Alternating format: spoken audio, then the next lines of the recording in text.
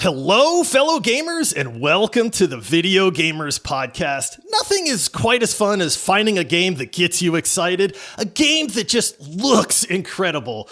We get that hype meter going, the hype train starts rolling, and the rest is nothing but the pure joy of anticipation.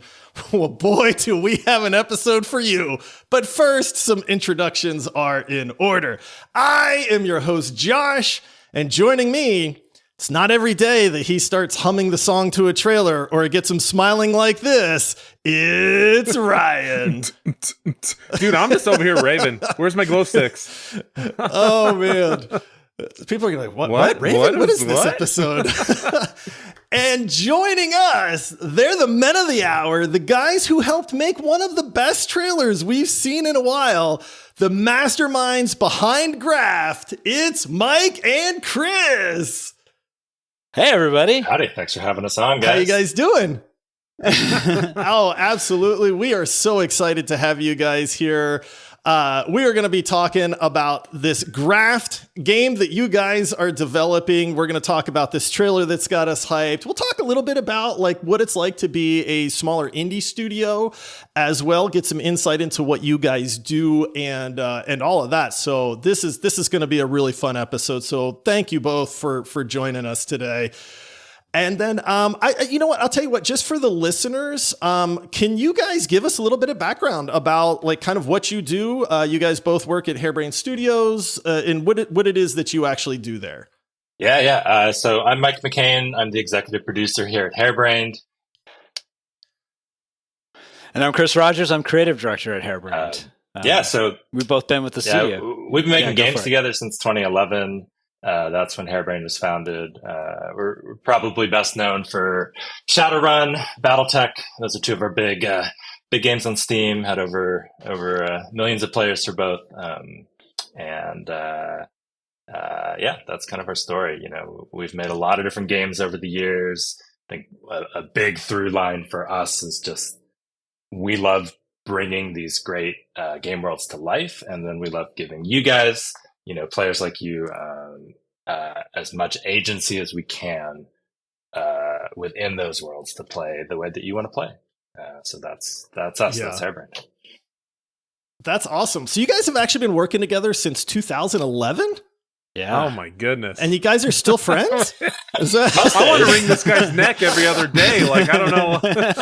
Only every third day. Oh. No, yeah, I mean, there you go. It's been great, right? Like time flies when you're having fun. Apparently, we've shipped probably like 10 or 11 games and DLCs together at this point. It's been a journey. Yeah. So I want to give our listeners, because I'd actually love to dive into what the different roles do. I mean, executive producer, creative director, you know, I mean, that kind of stuff. But before we get into that, you did mention BattleTech and Shadowrun. So just to give our listeners kind of an idea of the pedigree that you guys actually bring with you here. I mean, you know, just kind of starting at the earliest here, Shadowrun, you mentioned that. You guys have Shadowrun Returns, which released in 2013, Shadowrun Dragonfall in 2014, Shadowrun Hong Kong in 2015. You know, and as gamers, you know, we do look at review scores and things like that. You guys have not made a bad game. They're killing it. I mean, the review scores for these games range from 83% for BattleTech, which is your newest game, which released in 2018. I mean, who doesn't love mechs, right? I mean, 83%, 88%, 89%, 86%. You guys are crushing it, man. Thank you. Thanks. Yeah.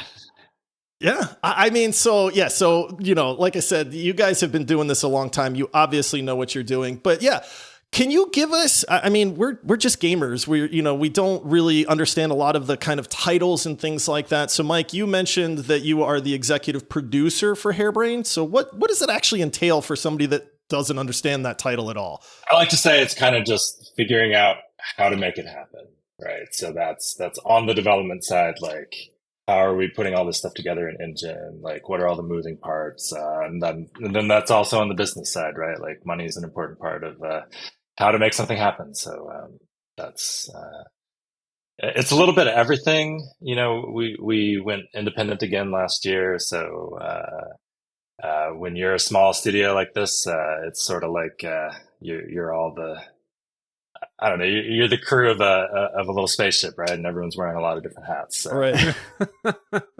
Well, the Awesome. numbers seem to be going well with with the ratings, like Josh said. I mean, I don't know if my mom would even give me an 88%.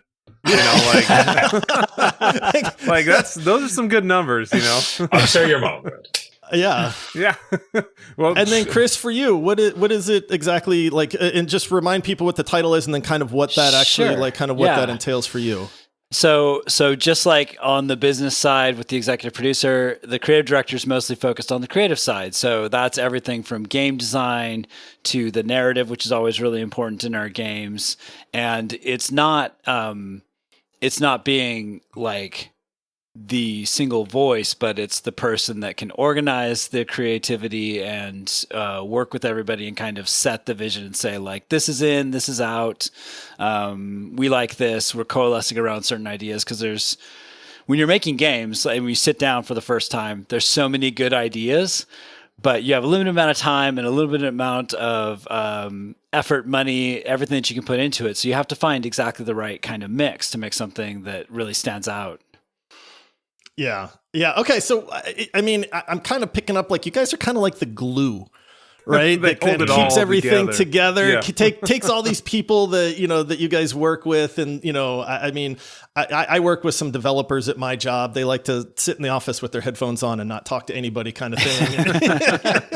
And so it's like, but you got to have those people that can kind of say, hey, we can take these different skill sets and we can kind of combine them and kind of see this vision as far as like an end product kind of goes. And it sounds to me like you guys are the ones that kind of help that vision of what is this end product and how do we deal with not only the people that are creating the game, but Mike, like you said, sometimes the other aspects from outside, like, the business side of things and stuff like that. Is that kind of fair to say? Yeah, there's definitely an element of human duct tape, I guess, kind of wrapping everything together.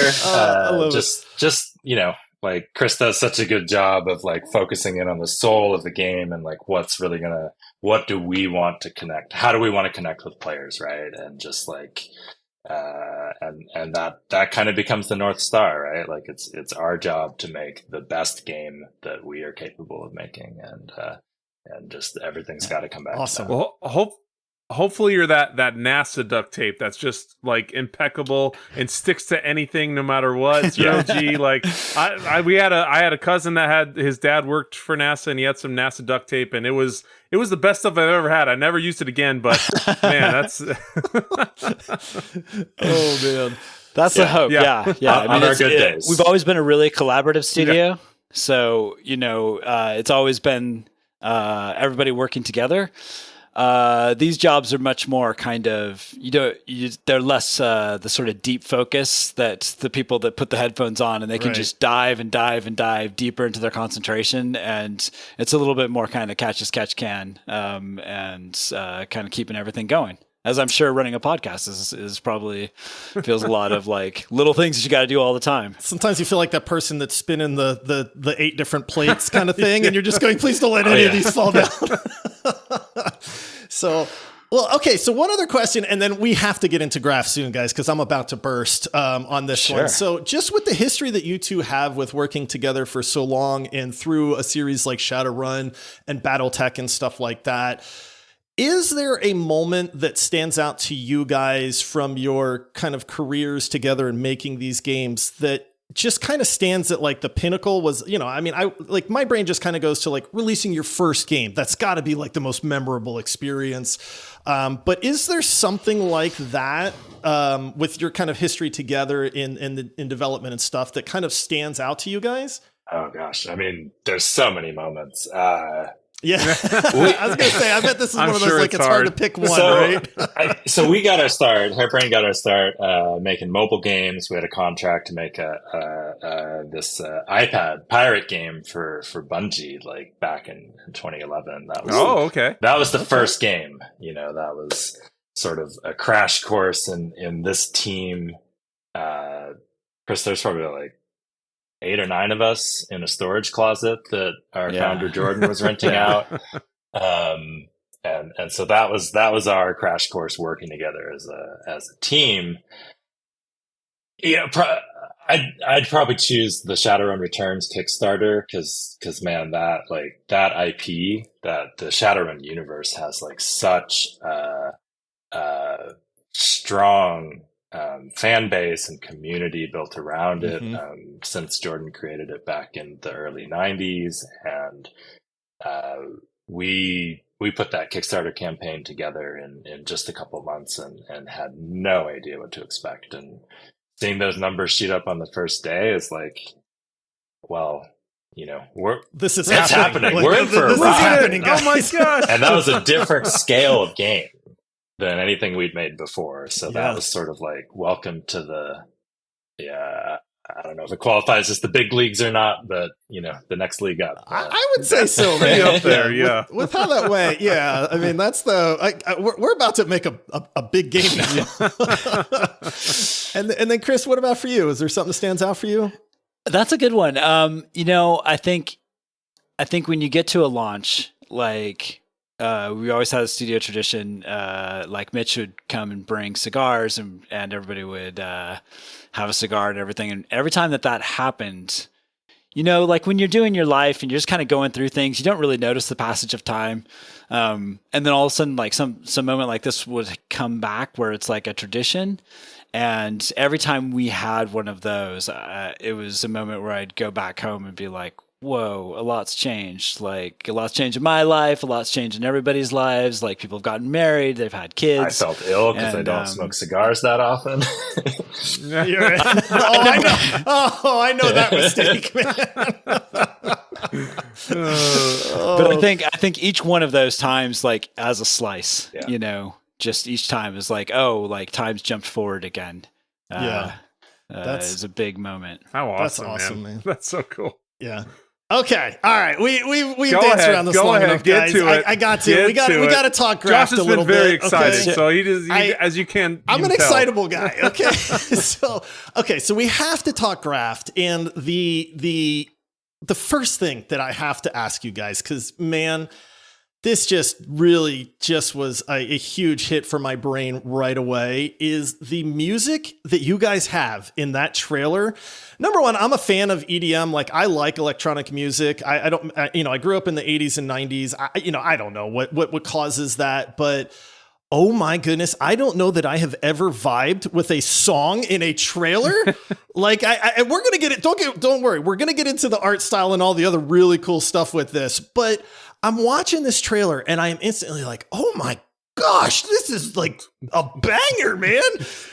And so I do what any normal person does. I Shazam it. I don't know if people use Shazam anymore, but that's like on my phone. So I'm doing Shazam and it's listening and I'm like, oh, it's not going to find this. And then it finally pulls it up and it goes, music from the game Graft. And I went, what? Like, what are you talking about? So like, how does one go about like finding somebody that number one can make an absolute banger of a song like this, but like I would love some insight into like, did you know the person you wanted to go to? Was this just like, guys, we got to blow this out of the park. We need somebody that can make this really awesome song. But like, how did this happen? I guess.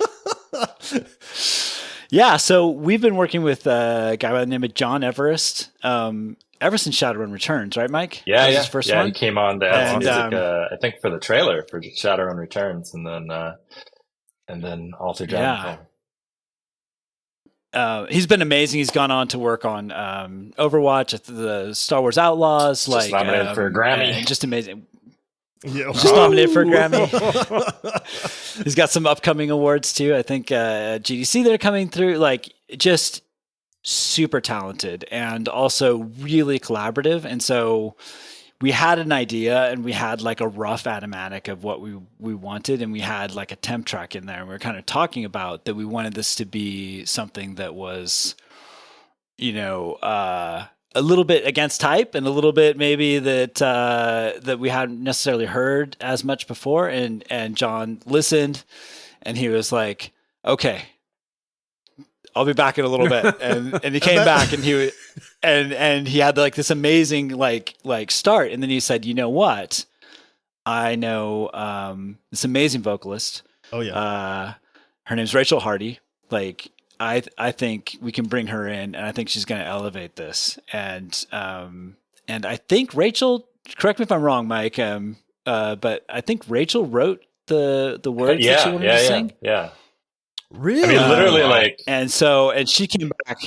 Yeah, Rachel came back, and it was this track. Well, that's what we were going to ask. Like, do you just, how do you go about having this custom music made? Do you just kind of like let them run with it and just kind of vibe on what they create? Or, how does that happen?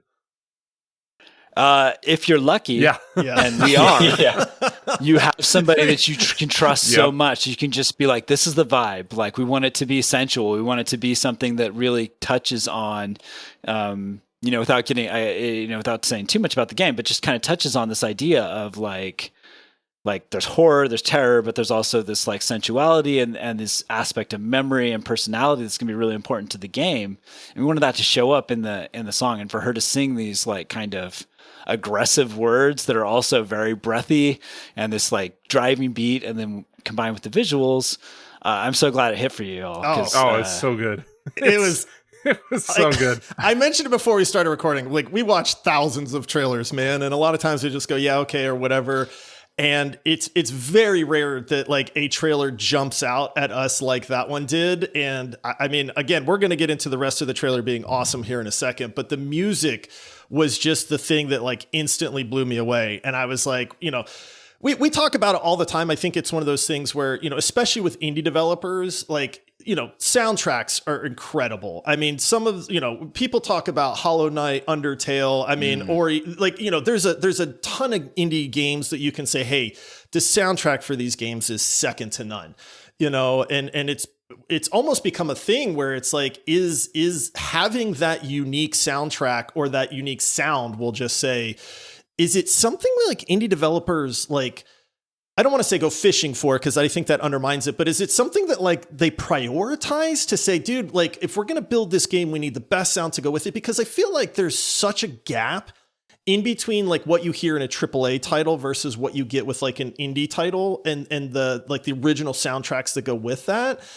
And so I think as gamers, we just recognize like, hey, indie games have phenomenal soundtracks. This is kind of what goes hand in hand with them. But I don't think we understand like the process behind that, or is it like a direct and concerted effort to go, man, we have to have this really unique sound to go with our game? It's a good question. And Mike, do you want to jump in? I'm just going to reiterate. I'll throw out my thoughts. I mean, John is a legend. We're very glad to have his talent and collaboration on. Gosh, I mean, everything we've made in the past decade, lot of stuff, right? So it's like, it's sort of like, I don't know how to give you a generalized answer to that question, because I know our way of doing it is to talk to John. And, just go to John. That's a good thing to have.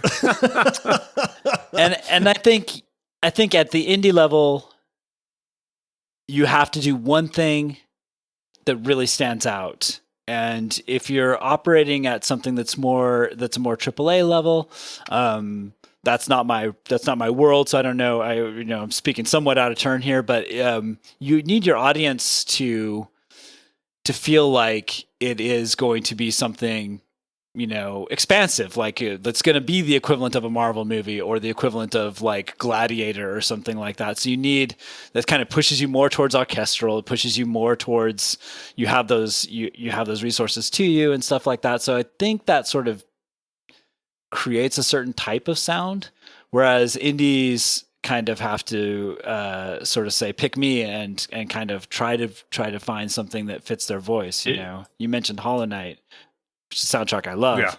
Yeah. And that game has its own look and it has its own feel all the way through. And it has that, and it couldn't have anything other than those kind of mournful, kind of very lonely tracks that kind of flow through everything. As an indie, it complements from what we saw, from the game. It complements it so well. So, I mean, you guys did a good job on the pairing as well. So, I mean, we can't wait to get into it, and we're going to dive into what we saw more.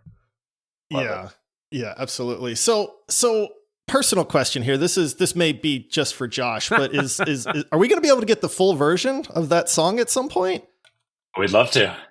Like, we'll have Yeah. Yeah. I don't know how that works. I don't know if like when you partner with like John, you know, and Rachel, like if it's like they kind of go, no, we have like artistic like license to that. How much money you got? That's like, what they're asking. How much money? How much money you got? I don't mean me right now. I just like once the game's released, like, you know, am I going to be able to actually like download the full version of this song or purchase it or something like that? We'll make it happen.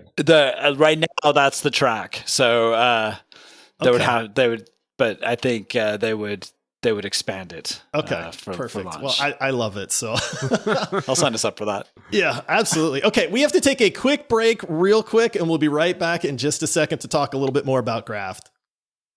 Hey, y'all. Editor Greg here. Bring it in. Let's talk for a minute.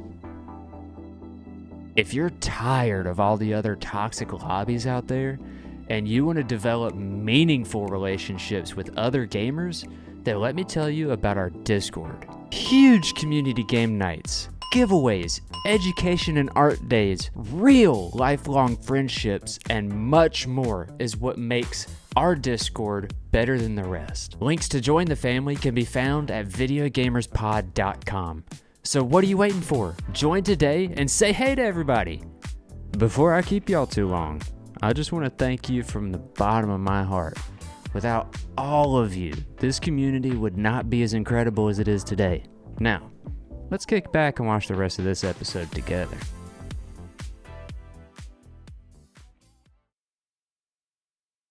All right, we're back, guys. Sorry for the detour there. I get excited, man, and I got to talk about some of these things. So I mean, not that I'm not excited to talk about the rest of this game, man, but so we're talking Graft. You guys released the trailer for this. You know, it's got this incredible art style. It's got this incredible sound to it. We got some gameplay, which I think looked really, really like dark and atmospheric and just has the vibe is kind of, for me, what instantly jumped out on that one. But like, how would you describe Graft to people? Like, I mean, you guys are the ones that are creating this game. So it's like, if you had to describe this in, 10, 15 seconds to somebody that maybe hasn't seen the trailer yet, how would you go about actually describing this to someone?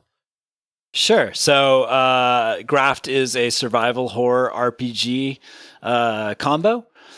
Taking the best elements of survival horror where you are going to be up against it in terms of how much resources you have, but combining that with an RPG element, so you'll have the option to sort of choose and influence how game events happen, and you can upgrade your kit and sort of choose how you fight back against the horrors that you're facing off against. I love it. RPG elements in general. I'm a sucker for progression. So anytime somebody talks about like getting better in a game or like, getting these upgrades or these abilities. Now, obviously the name of the game is Graft, and we've seen some of the stuff in the trailer that you guys are leaning into. So we'll talk about that in a minute too. I wanted to say, like, I've always wondered something, for the process especially when you've made a series of games, like, how does that go along coming up with like a new IP, like something brand new, like, hey, let's start fresh. Let's make a new world, a new environment, a new atmosphere. Like, how does that whole thing come about? Yeah, a little bit different every time. I think it's always a conversation, with ourselves, with our team. It's even, it's not necessarily like literally a conversation with the audience, but it's a lot of like looking at where the audience is, where we are as gamers. And just, I think as a commercial artist, you're always trying to find that intersection between what are you good at? What are you passionate about? And what is the audience ready for? Like, what do they want to spend money on? It takes some workshopping, and you throw a lot of ideas around and you see what sticks. But with Graft, like really, really just like, I think we're both really, really excited that we found that sort of like, man, I'm waking up every day excited to work on this. And I think, I think there's some players out there that'll enjoy it too. So. Yeah. So like, I mean, I guess, what you described it as like this kind of dark, like cyberpunk horror, kind of like survival game in a sense. Like, is that something where does your personal preference, like as gamers, come into play where you go, man, like for instance, I don't like sim games. Like I've made this very clear. It's just my brain doesn't work that way. I don't want to work in my video games. I know people love sim games, and that's no shade to anybody that loves them. But like for me, I want escapism. I don't want to work when I'm playing video games. So like if I was a developer or, thinking about, starting a studio or something like that, the last thing I would want to do is be like, oh, let's work on this sim game, guys, because, it's just not my style. So with the kind of vibe in this cyberpunk horror aspect, is that like, do you guys like that style? Is this like what you said, Mike, where it's like, hey, gamers are really into this right now. Obviously we're a game studio. We want to make games that people want to play, and cyberpunk horror seems to be real popular with people right now. I mean, we love this stuff. Yeah. Hey, Chris. I got it too. So. Yeah. You grew up on like the big, the big cyberpunk horror kind of anime vibes and all that stuff. Yeah, right? yeah, exactly. So, I mean, I think we can, those of us who've been around for a little bit can remember what it was like when Akira started to like make its way sort of across the Pacific, and another big touch point for me just growing up. I saw Alien when I was way too young. Me too. And me too. My parents didn't understand, like, horror's not going to bother him at 6 years old. It's Star Wars. Yeah. It's like Star Wars, right? It's just this movie. What could go wrong? It's like, it just went out of her chest. Oh my gosh.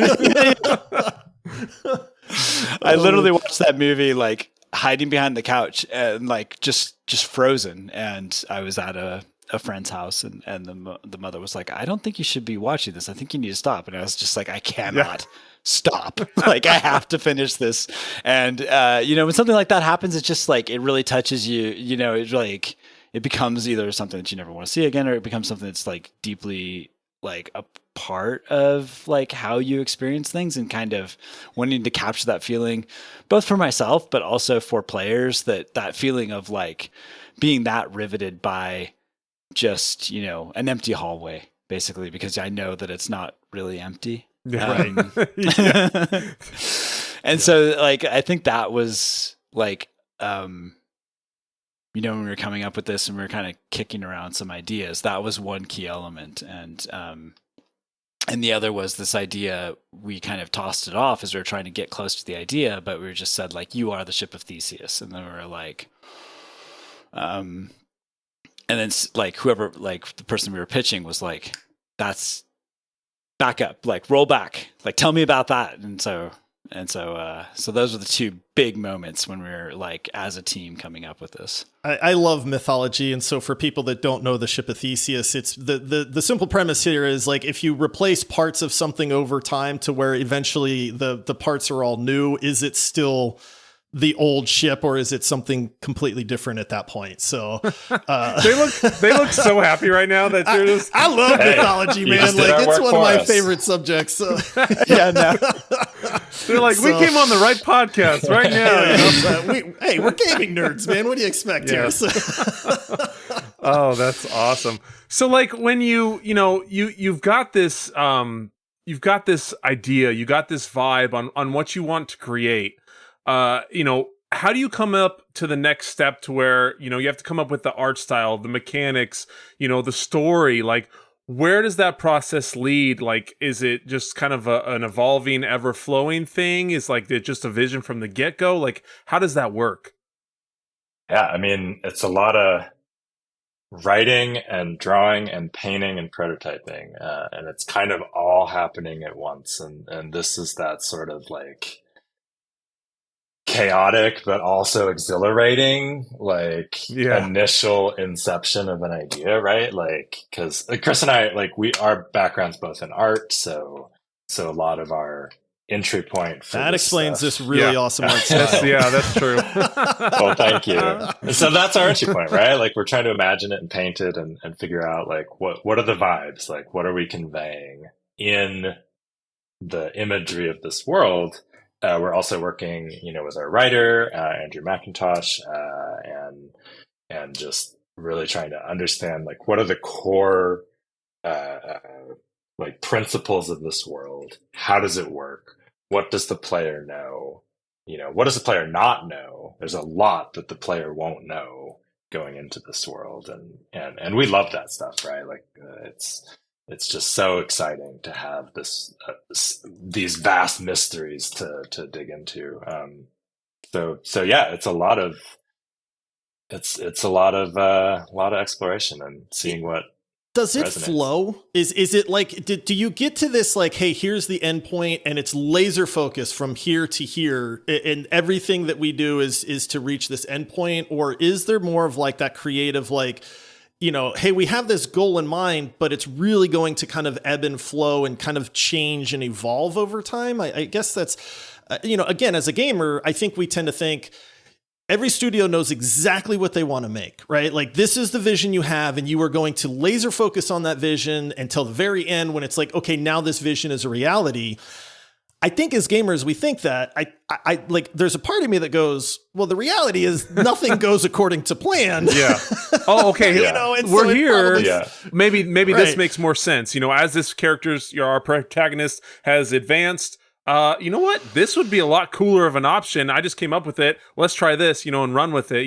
Is that something that kind of happens throughout the kind of the ebbs and the flows of the whole design process? There's something I said a lot on BattleTech, and it's pretty reductive, but games are bad until they're good, right? Like, there's a real humility to sort of the creative process and what it takes to iterate until you've arrived at that great thing that sort of stands the test within the team of what's really gonna stick and be compelling for us. And then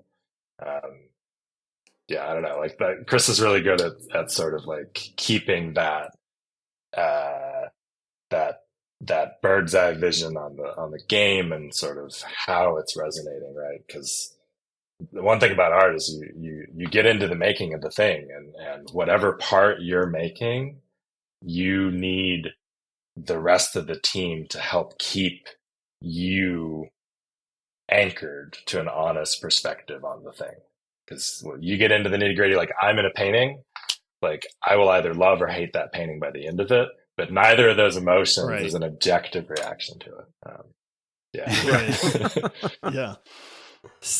So okay, so this is a question, and this might be putting you on the spot just a little bit, but like one of the things we do is obviously we play games, we talk about games, we do some game reviews on this podcast as well. And for us, one of the things that we always try to bring up early for a game is what we call the hook, right? And so, like to give you some ideas, right? Like recently Astrobot last year came out, and as amazing as that game was, the one thing, I know, like Ryan and I were talking, and it's like, what is the one thing that stands out to you? Like, it's an incredible game from all around, but like what stood out the most to you? And we both said the audio in that game is second to none. Mm-hmm. We recently just covered Kingdom Come Deliverance 2, which just released. And, as incredible as that game is, it's like, hey, what's the hook? And we kind of went, it's the immersion. Like, I don't know that like another game has done what they've done since like Red Dead Redemption 2. Like when you play Red Dead 2, you feel like you're a cowboy in the Old West. And like with Kingdom Come, you feel like you're, a medieval knight, like living in 1409 Bohemia or something like that. So, and I know it may be a little early for this, but like in your mind, like what is the hook for Graft as far as that? Like what is the thing that you think will stand out the most about the game?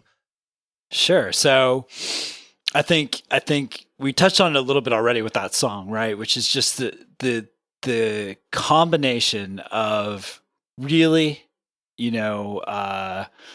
scary, tense exploration and combat with some bigger questions and some real questions about identity and the choices that we make and how we sort of think about ourselves and literally in this case, but figuratively in our cases, construct ourselves.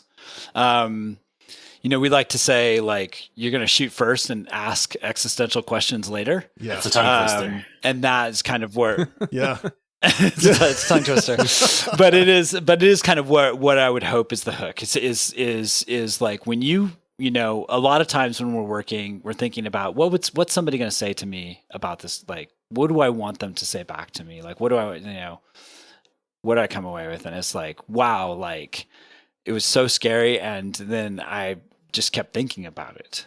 Like, and I kept thinking about the choices that I made and how it would have turned out differently.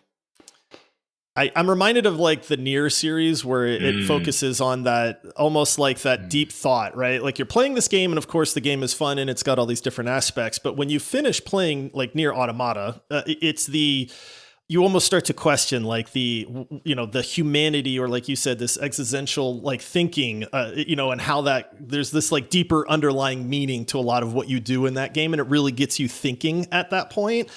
And I think there's a reason that, the Nier series is so beloved by a lot of people, because it's one of those games that you walk away from and you kind of go like, man, like this one hit hard. It keeps a little place in your heart, right? Exactly.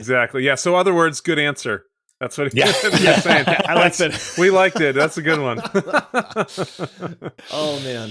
So I don't know if we can, if you can't answer this question, that's fine. But do you guys have a tentative like target release date for this game at this point? Not yet. No, it's too early for that. Not yet. Okay. And that's good, because, it used to be, and I am very guilty of this, that when a game got announced and it had a release date set, Cyberpunk 2077 famously, I took off of work 7 different times for that game because it kept getting delayed and it kept getting delayed. And I got really, really frustrated, and I had to keep going back to my work and telling them why I didn't need this week off after all. I just want to play the game. I know, right? Yeah.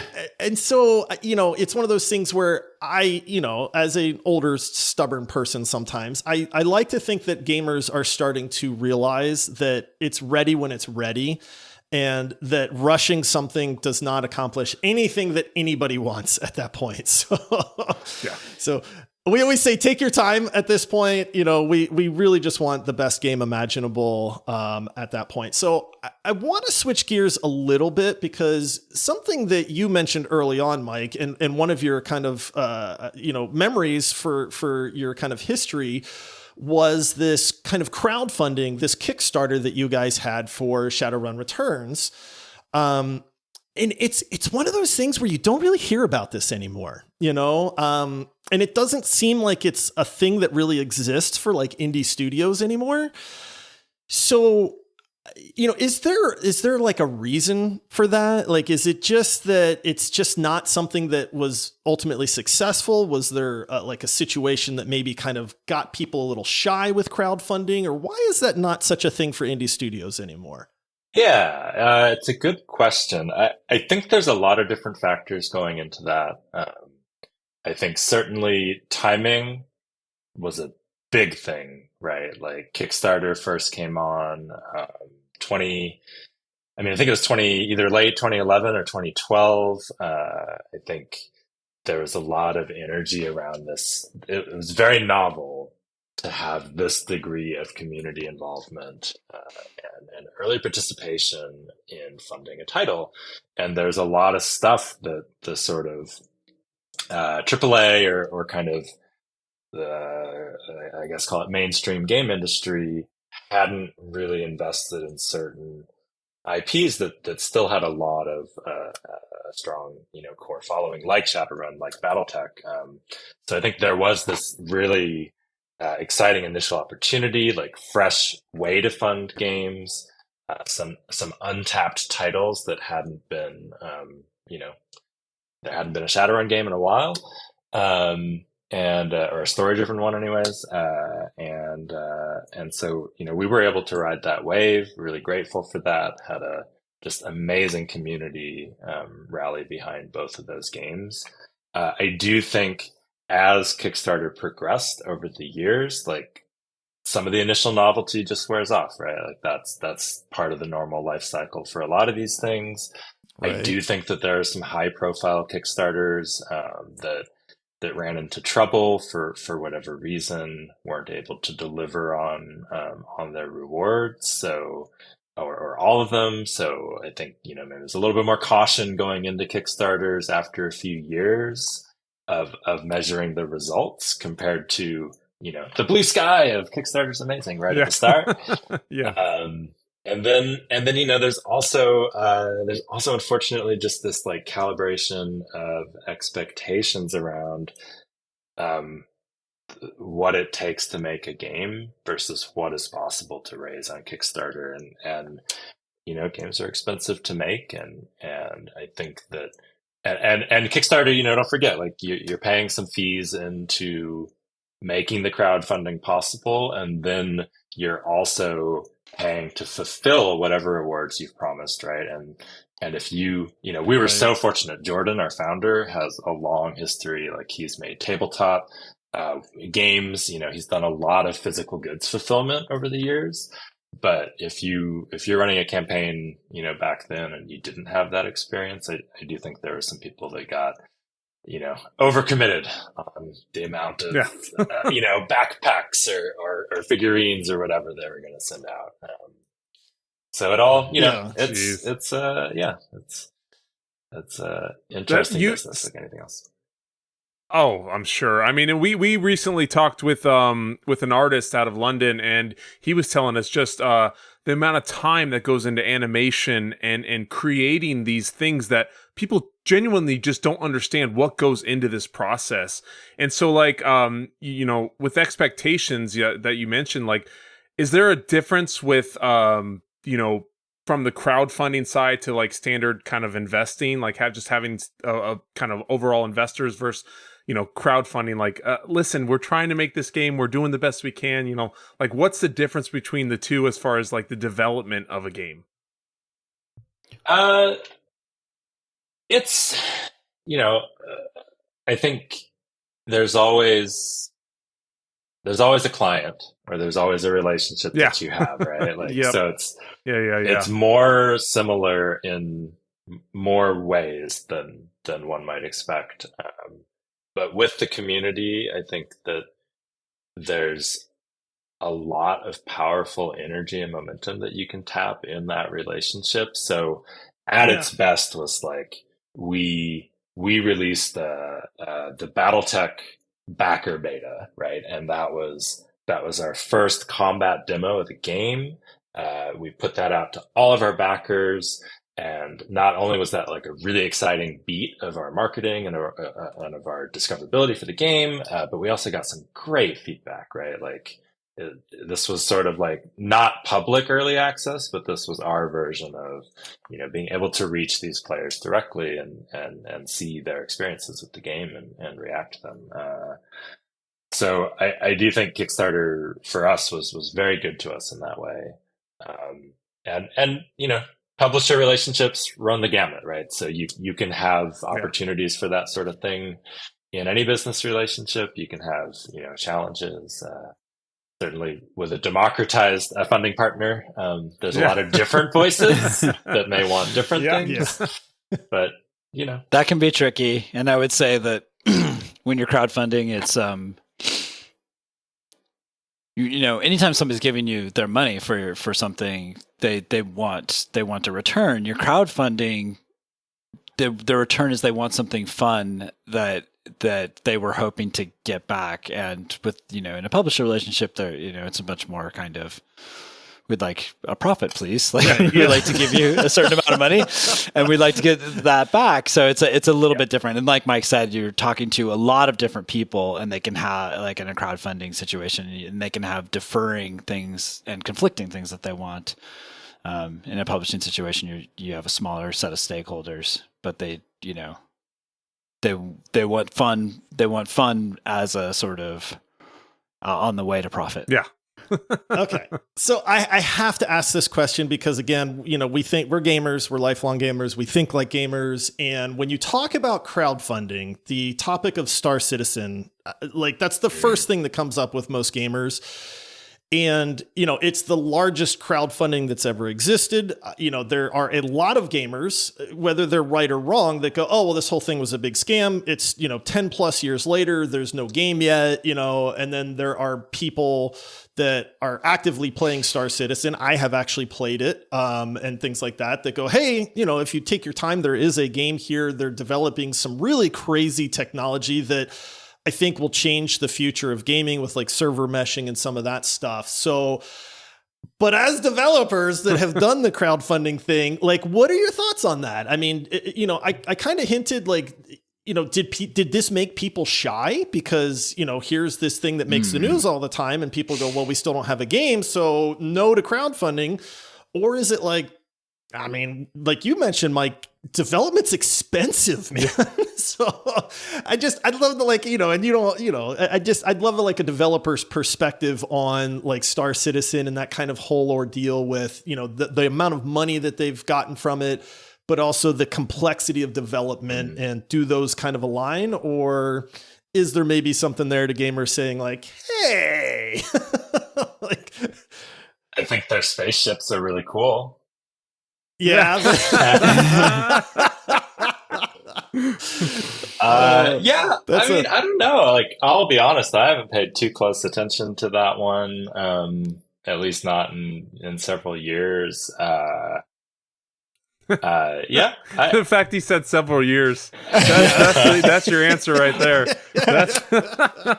Seriously though, the spaceships. I love a good spaceship. I know I've seen some concept artists I follow like work on just some amazing stuff for that game. So if it can get out there, like you said, and there's a game and there's this world to explore, like, that's awesome.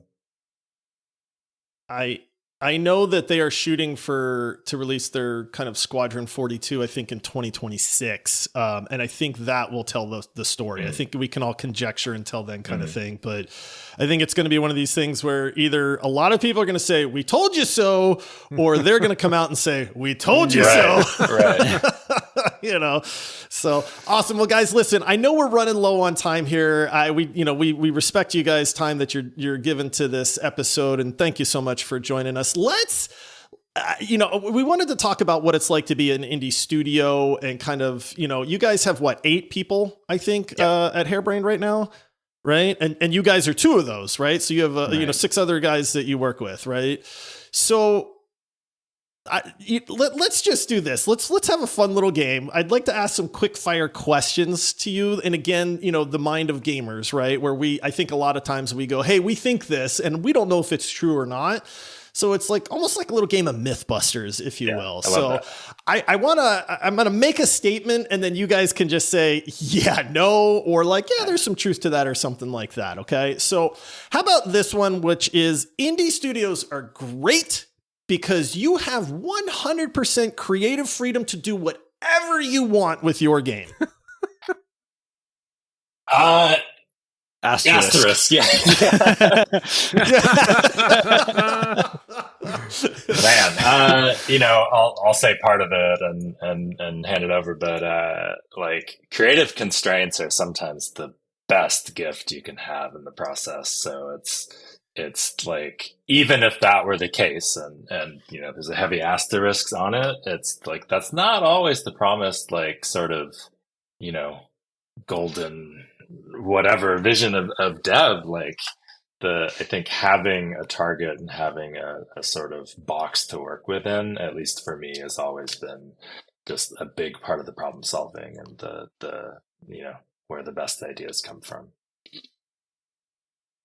Yeah, and I would say, like, it's definitely true. As long as you have the time that you're devoting to it is, if you're a solo dev and you're working on it by yourself and you haven't taken any publishing money or anything like that, you have as much time, as much that you need and everything. As soon as you start to need buy-in from other people, including players, you start having to listen to that, to what parts of your creative are coming through and what parts are maybe missing and what parts are causing a lot of friction. So as long as it's just you and your machine, and it's after hours, and you're just cranking away. You have all the creative control that you want, and sometimes it really works. Like Stardew Valley, I think that's more or less the story of Stardew Valley, right? Yeah. So yeah. So asterisk. There you go. So that might be the answer for a lot of these. Okay. Well, question number 2. As soon as you get funding from some investors or a company, everything changes, and now you have to answer to the suits. Definitely asterisk. I mean, yeah. So there's so many different types of investment and types of publishers, and even just the individual people involved in this industry. Like that all makes a big difference. But I'd say also like any deal or agreement, comes down to the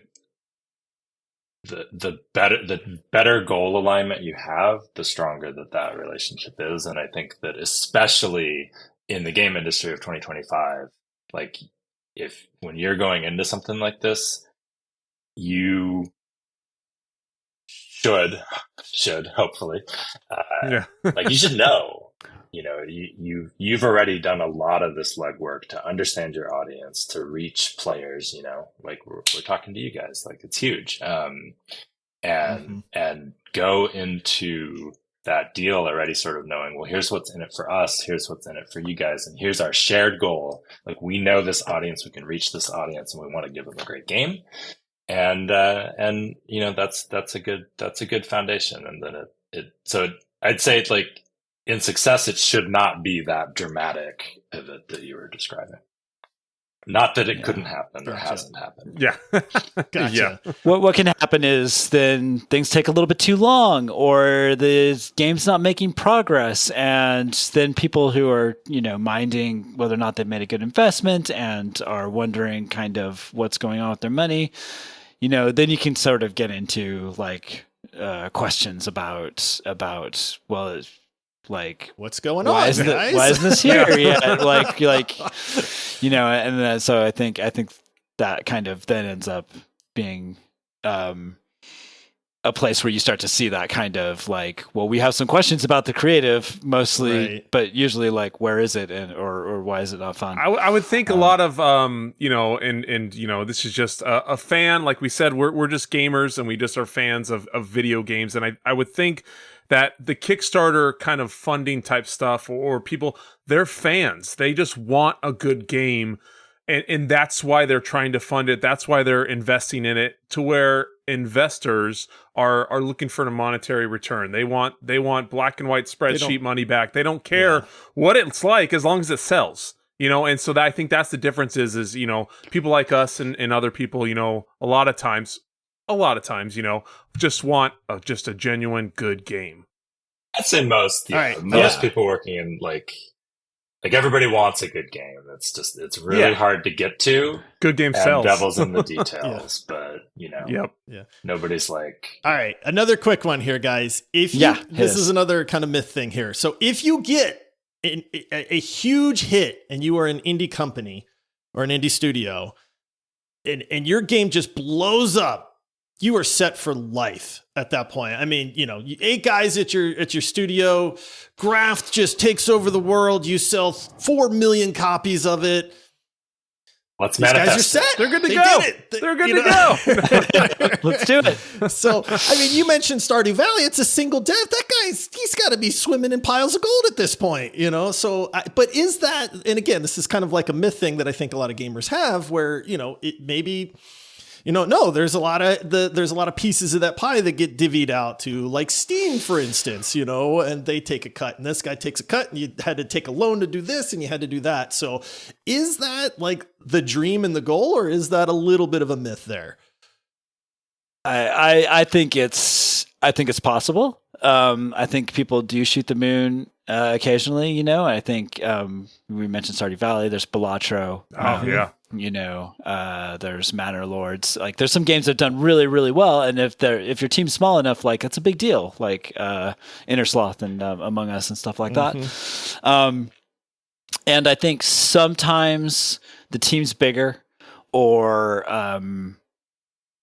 something happens with the business. I think there's quite a few documentaries about kind of what kind of happened to Zalm on the heels of Disco Elysium, where like a lot of revenue was generated, and it's not entirely clear necessarily like where it all went.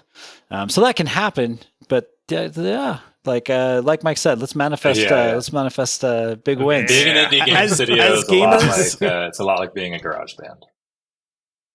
Yeah. That's honestly a good thing. That's a good example there. So, I mean, as gamers, I can tell you that we want to manifest this as well, because it's like, then we get an awesome game to play and talk about, and, all of our friends get hyped, and, there's nothing quite like that game that shocks the world. And then you get to be part of that conversation and that kind of wave. And, gamers love that stuff, man. I mean, you're at work, you're thinking about going home and playing this game, you're talking to your buddies about it. I mean, that's just a good time for everybody at that point. So, all right. Well, listen, guys, this has been absolutely incredible. It's been a blast to just chat with both of you about this and get excited about Graft and what you guys are doing as a studio, and just kind of some of the insight that I think gamers don't really know. I mean, again, these are all things that we think we know or we question, no idea. But to hear it firsthand is honestly really entertaining, number one, but very educational as well. And so we're going to go ahead and wrap up this episode, but we have one more question for you guys before we do that. And that is there a game coming out in 2025 that you guys are super excited to play, or that is at the top of like your hype meter for a game that might be coming out this year? Oh, that's a good question. Gotta pull up my Steam wish list. GTA 6 might be coming out this year. I don't know. GTA 6 is going to be a big one for everybody, but you want to give you something that is really exciting. I think I'm curious because the visual design has been so amazing. And I'm going to mess up the name of it, but it's like 33 Claire Expedition. Expedition 33. Oh, man. I'm with you, Chris. I'm with you, man. I'm so curious about this game. Yeah. So Ryan doesn't like turn-based games. I hate turn-based games. And then our partner John is just... It's so... Oh, that's the it best does answer, look man. cool. I'll say that. It does look cool. I'll just be waiting every 5 minutes to make a turn is all, That's all. Man. Oh, that's a good Ryan's one. gonna be less excited. You couldn't have picked a better answer. Excited. That is so crazy. Oh, that's fantastic, man.